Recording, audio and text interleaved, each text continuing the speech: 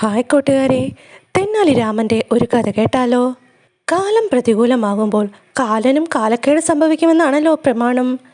തെന്നാലി രാമൻ്റെ കാര്യത്തിലും അതാണ് സംഭവിച്ചത്. രാജ്യകാര്യങ്ങളിലും രാജാവിൻ്റെ അധികാരങ്ങളിലും അനാവശ്യമായി എപ്പോഴും രാമൻ ഇടപെട്ടുകൊണ്ടിരിക്കുകയാണെന്നുള്ള താതാചാര്യയുടെ ആരോപണങ്ങൾ ഏറെക്കുറെ പരമാർത്ഥമാണെന്നുള്ള വസ്തുത കൃഷ്ണദേവരായരുടെ മനസ്സിലും തോന്നി. കേവലം ഒരു കൊട്ടാരം വിദൂഷകനായ രാമനെ താൻ എന്തിനാ എപ്പോഴും കൂടെ കൊണ്ടു നടക്കുന്നത്? അയാളോട് താൻ എന്തിനാണ് അഭിപ്രായങ്ങൾ ചോദിക്കുന്നത്? തൻ്റെ അധികാരങ്ങൾ സ്വന്തം നേട്ടങ്ങൾക്കായി അയാൾ ദുരുപയോഗപ്പെടുത്തുകയല്ലേ ചെയ്യുന്നത്?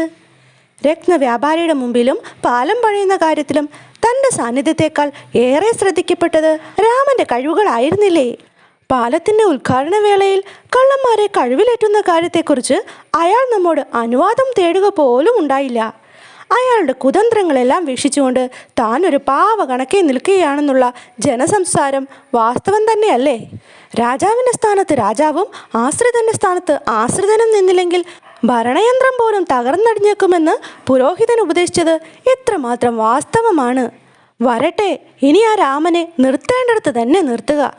കൃഷ്ണദേവരായർ ഇപ്രകാരമെല്ലാം ചിന്തിച്ച് ആശയക്കുഴപ്പത്തിൽ നിന്നിരുന്ന അവസരത്തിലാണ് മുഖ്യ സൈന്യാധിപൻ തിരുമുമ്പിലേക്ക് കടന്നു വന്നത്.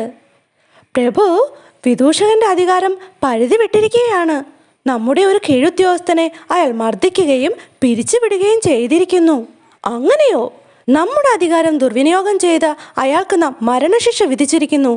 സൈന്യാധിപ, എത്രയും പെട്ടെന്ന് ആ ധിക്കാരിയെ വെട്ടിക്കൊലപ്പെടുത്തിയിട്ട് അയാളുടെ രക്തം പുരണ്ട ഗണ്ഡം നിങ്ങളുടെ മുമ്പിൽ ഹാജരാക്കാൻ ഭടന്മാർക്ക് നിർദ്ദേശം നൽകൂ. ഉത്തരവ് പ്രഭു. ആ സന്ദർഭത്തിലാണ് ഇതൊന്നും അറിയാതെ തെന്നാലി രാമൻ അവിടേക്ക് കടന്നു വന്നത്. ആഹാ, രാജാവിനോടൊപ്പം മുഖ്യ സേനാനായകനുമുണ്ടല്ലോ. അപ്പോൾ ചർച്ചാ വിഷയം രാജ്യസംരക്ഷണത്തെക്കുറിച്ചായിരിക്കും. സംശയമൊന്നുമില്ല. രാമ, നിനക്ക് നാം വധശിക്ഷ വിധിച്ചിരിക്കുകയാണ്. നല്ലത് പ്രഭു, അടിയന് അതിൽ സന്തോഷമേ ഉള്ളൂ. എന്ത്? വധശിക്ഷ വിധിച്ചിട്ട് പോലും നിന്റെ ധിക്കാരം കുറയുന്നില്ലെന്നോ? തിരുമനസേ, കള്ളമില്ലാത്തവൻ്റെ ഉള്ളിൽ ഭയം കാണുകയില്ല. മരണം പ്രകൃതിയിലെ ഒരു പ്രതിഭാസവുമാണ്. അതിനെ അതിജീവിക്കുവാൻ ആർക്കാണ് കഴിയുക? ഒരു ഭീരു പലപ്പോഴായി മരിക്കുമ്പോൾ ധീരന് ഒരിക്കൽ മാത്രമേ മരണമുണ്ടാവുന്നുള്ളൂ. അവിടുന്ന് തന്നെ ആ ശിക്ഷ വിധിച്ചിരിക്കുന്നതിൽ അടിയന് വളരെ സന്തോഷം. മതി പ്രസംഗിച്ചത്, നമുക്കൊന്നും കേൾക്കണ്ട. സൈന്യാധിപ, ഈ നിഷേധിയെ വനത്തിൽ കൊണ്ടുപോയി വെട്ടിക്കൊല്ലുവാൻ ഭടന്മാർക്ക് നിർദ്ദേശം കൊടുക്കൂ. ഉത്തരവ് പ്രഭു. രാജകൽപ്പന പ്രകാരം തെന്നാലി രാമനെ വധിക്കുന്നതിനായി വനത്തിലേക്ക് കൂട്ടിക്കൊണ്ടുപോയ ഭടന്മാർ രാമൻ്റെ നിരപരാധിത്വം അറിയാവുന്നവരായിരുന്നു. അയാളെ രക്ഷിക്കണമെന്ന് തീരുമാനിച്ച ആ ഭടന്മാർ പകരം കൊലപ്പെടുത്തിയത് ഒരാടിനെയായിരുന്നു. എന്നിട്ട് ആ ആടിൻ്റെ രക്തം അവർ വാൾത്തലയിൽ പുരട്ടുകയും ചെയ്തു. അങ്ങ് നിരപരാധിയാണെന്ന് ഞങ്ങൾക്കറിയാം. പക്ഷേ രാജാവ് ഈ രഹസ്യം അറിഞ്ഞാൽ ഞങ്ങളെ ജീവനോടെ വിടുകയില്ല. അതുകൊണ്ട് ഞങ്ങളെ രക്ഷിക്കേണ്ട ചുമതല അങ്ങേക്കാണ്. രാമനോട് ആ ഭടന്മാർ പറഞ്ഞു. സ്നേഹമുള്ള ഭടന്മാരെ, നിങ്ങൾക്ക് യാതൊരു ആപത്തും വരാതെ ഞാൻ നോക്കിക്കൊള്ളാം. നിങ്ങൾ എൻ്റെ സഹോദരന്മാരെ പോലെ തന്നെയാണ്.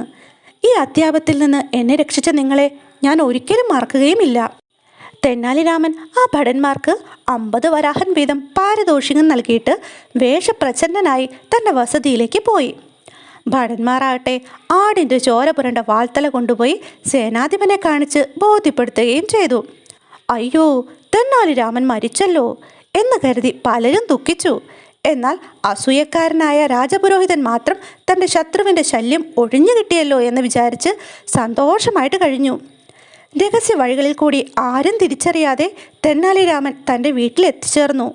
അടുത്ത ദിവസം രാവിലെ തന്നെ ചില നിർദ്ദേശങ്ങൾ കൊടുത്ത് തൻ്റെ അമ്മയെയും ഭാര്യയെയും രാജാവിൻ്റെ അരമനയിലേക്ക് പറഞ്ഞയച്ചു.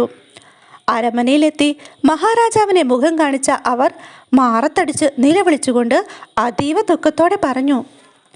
പൊന്നു തിരുമനസേ, രാമൻ ഈ ഉള്ളവളുടെ ഏകപുത്രനായിരുന്നു. അവൻ്റെ ആശ്രയമില്ലാതെ ഈ കിഴവി ഇനി എങ്ങനെയാണ് ജീവിക്കുന്നത്?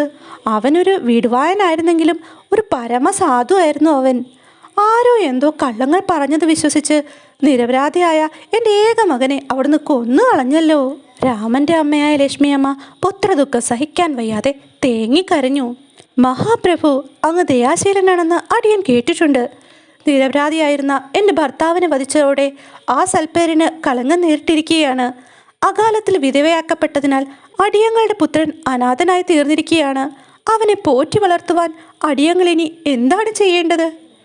തെന്നാലിരാമൻ്റെ ഭാര്യ മങ്കമ്മ ഏങ്ങലടിച്ച് കരഞ്ഞുകൊണ്ട് മഹാരാജാവിൻ്റെ കാൽക്കൽ വീണു. രാജാവ് ധർമ്മസങ്കടത്തിലായി. രാമൻ്റെ വൃദ്ധമാതാവിൻ്റെയും ഭാര്യയുടെയും ഹൃദയം നൊന്തുള്ള വിലാപം അദ്ദേഹത്തിൻ്റെ മനസ്സിനെ ചുട്ടുപൊള്ളിച്ചു. ഒരു ദുർബല നിമിഷത്തിൽ തനിക്കുണ്ടായ മുൻകോപം 2 സ്ത്രീകളുടെ ജീവിതമാണ് തകർത്തിരിക്കുന്നത്. ഒരു ബാലൻ അനാഥനാവുകയും ചെയ്തിരിക്കുന്നു. ക്രൂരമായ തൻ്റെ പെരുമാറ്റം ഈശ്വരൻ പോലും പൊറുക്കുകയില്ല. രാമൻ ഒരു സാധു ബ്രാഹ്മണനായിരുന്നു. അയാൾ വധിക്കപ്പെടേണ്ടവനായിരുന്നില്ല. കൃഷ്ണദേവരായർ പശ്ചാത്താപ വിവശനായി. താൽക്കാലികമായി രാമൻ്റെ മാതാവിനും ഭാര്യയ്ക്കും 500 വരാഹം വീതം കൊടുത്ത് അവരെ ആശ്വസിപ്പിച്ച രാജാവ് അവരുടെ കുടുംബത്തിന് പ്രതിമാസം 500 വരാഹൻ അടുത്തൂണ് അനുവദിച്ച് ഉത്തരവിടുകയും ചെയ്തു. ഹായ് കൂട്ടുകാരെ, താതാചാരി പണി കൊടുത്ത് തെന്നാലിരാമനെ കൊല്ലാനായിട്ട് വിധിച്ചെങ്കിലും തെന്നാലിരാമനോട് കൂറുള്ള ഭടന്മാർ അദ്ദേഹത്തെ കൊന്നിട്ടൊന്നുമില്ല കേട്ടോ. ഇനി എവിടം വരെ പോവും? ഇപ്പോൾ നമ്മുടെ കൃഷ്ണദേവരായരും പശ്ചാത്താപ വിവശനായിരിക്കുകയാണ്.